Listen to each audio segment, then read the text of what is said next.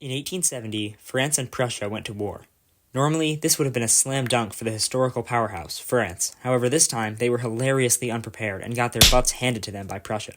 Within a year, Alsace-Lorraine was in the hands of the new German Empire, and France went from an empire to a republic. But why did they go to war, and how did Prussia win so quickly against a Napoleon on the throne? First, let's talk about Napoleon.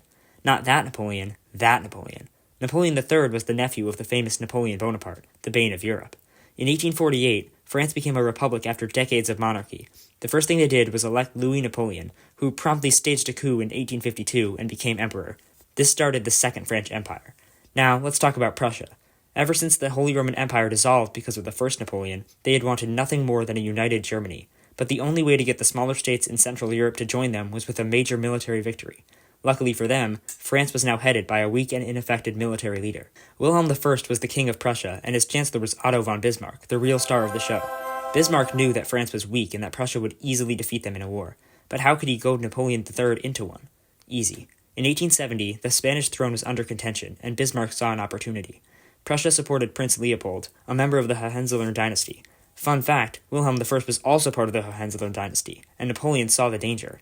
If Leopold became king of Spain, France would be surrounded by enemies, and to war he went.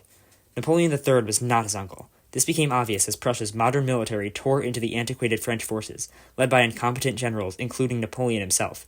The worst example was the Battle of Sedan. On August 30th, Napoleon was with an army of 130,000 and defeated at Beaumont. Then, on September 1st and 2nd, 1870, the entire army was encircled and Napoleon captured by Helmut von Moltke, essentially ending the war. A new government was formed in Paris, which dragged it on until early 1871 when Paris was captured. The Second Empire came to an end and the Third Republic was born, lasting through World War I until 1940, in a much more destructive war.